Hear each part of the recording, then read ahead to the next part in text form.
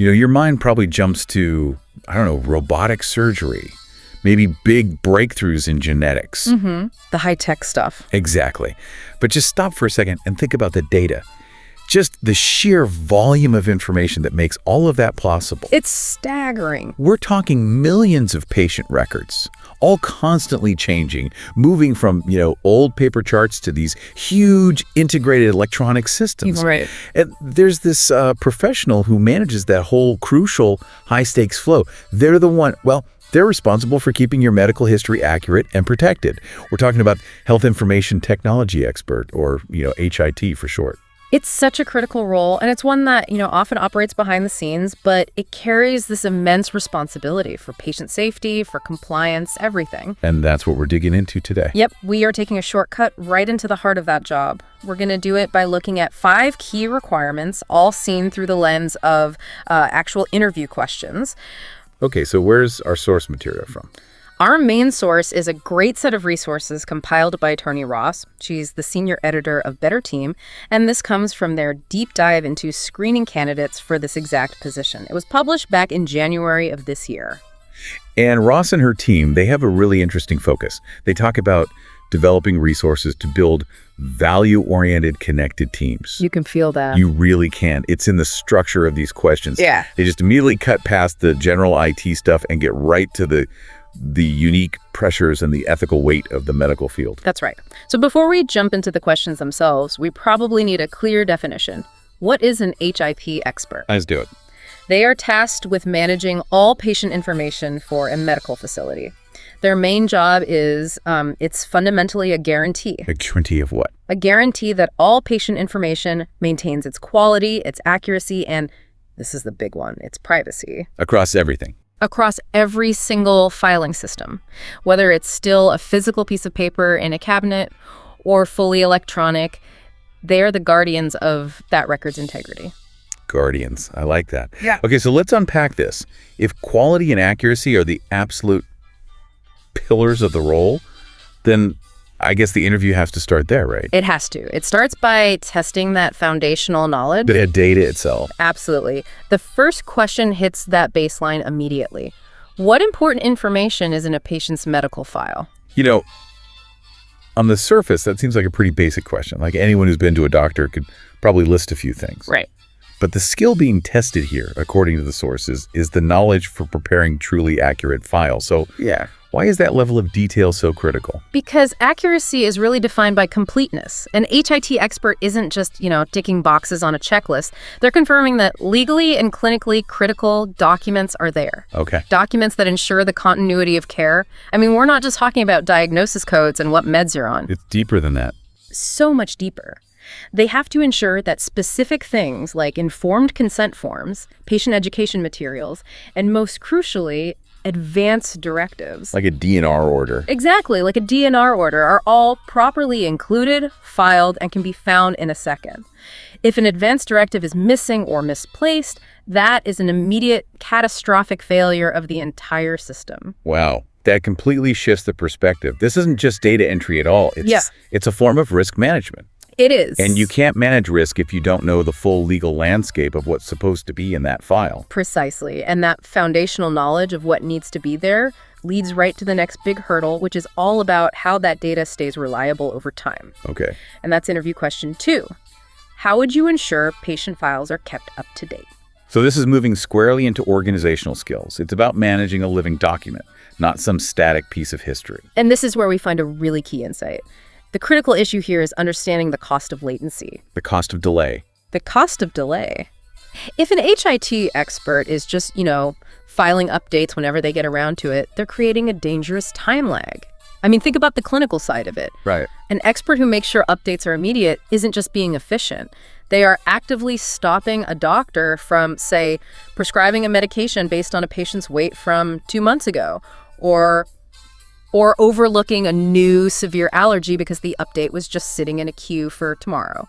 So the stakes are literally life and death efficiency. And the source points out they're managing physical and electronic systems at the same time. Yes, often both. The old charts and the modern EHRs. The organizational load must just be staggering. I mean, it's a dual platform world that needs meticulous cross-referencing.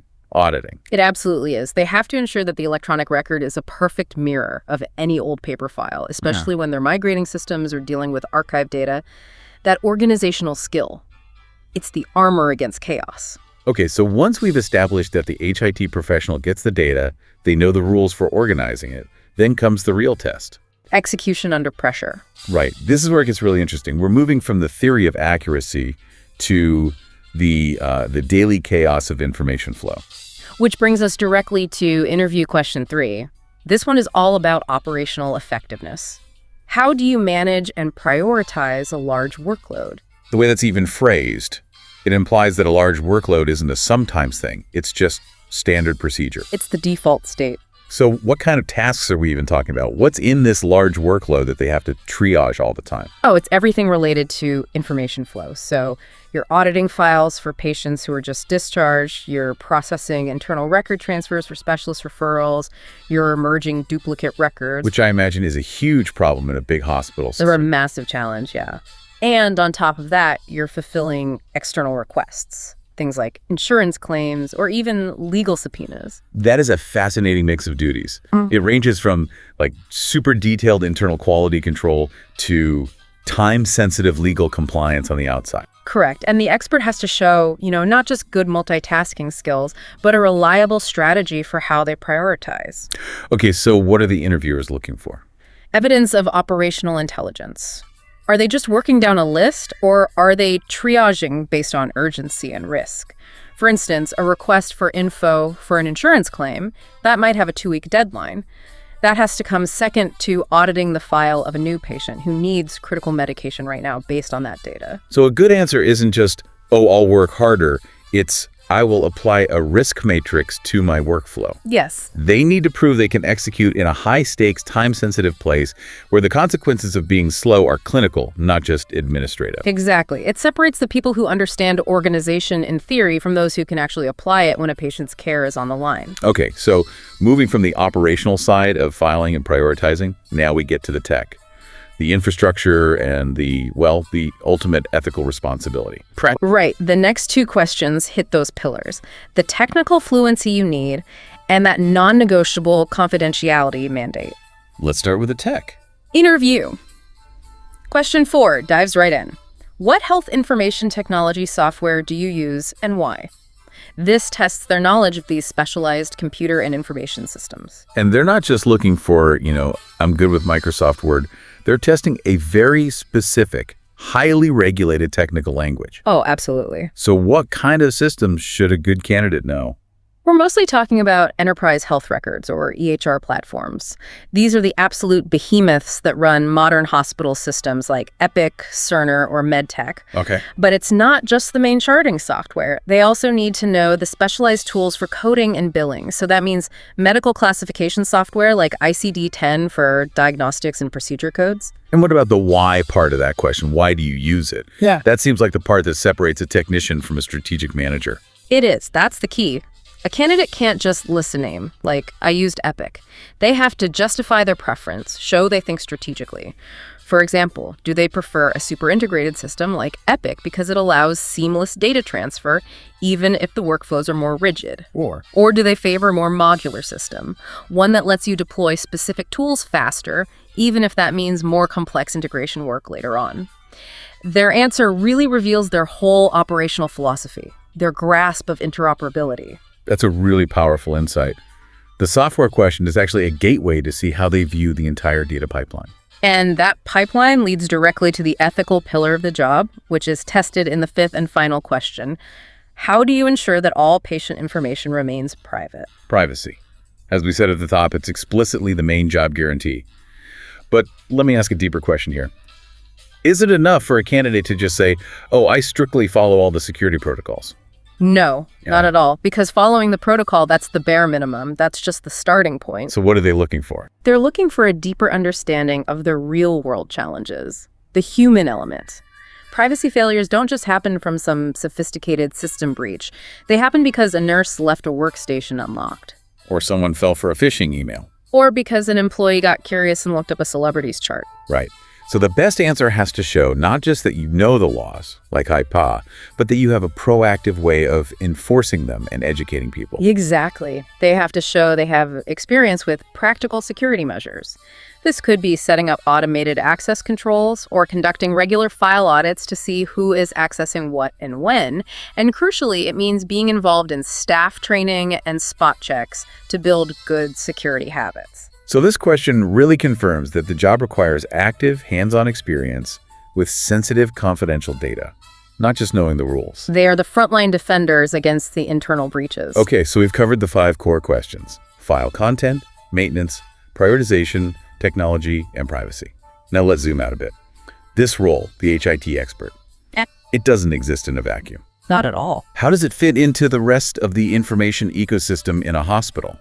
And this is where Tony Ross's focus on connected teams becomes so vital. The source material gives us great context here by referencing job descriptions for roles that are right next to the HIT world. What are they? So there's the Health Information Technology job description, which is our focus, but also the Information Security Analyst job description and the Data Entry Clerk job description. That grouping is incredibly insightful because it draws these really clear lines of responsibility inside a big medical facility. Yeah, think of it like a highly sophisticated data factory, or maybe a fortress. The data entry clerk is responsible for the raw input. Okay. Getting that initial blood pressure reading, the patient's address, the history the doctor took, getting all of that into the system correctly. They are the very start of the data supply chain. Okay, so that's the data entry clerk. Yeah. Where did the other 2 fit in? So the information security analysts, they're the architect of the fortress. They build and manage the technical infrastructure, the firewalls, the encryption, the intrusion detection systems. They make sure the whole database is locked down from external threats. Their focus is on the system security. So if the data entry clerk is the raw input and the security analyst is the fortress architect, where's our HIT expert? They are the internal auditor, the quality control layer. They're operating inside the secure walls built by the analyst. They manage the file's integrity. They make sure of proper patient matching. So Mrs. Smith's lab results don't end up in Mrs. Jones's file. A critical job. Huge. And they make sure the coding is right for billing and research.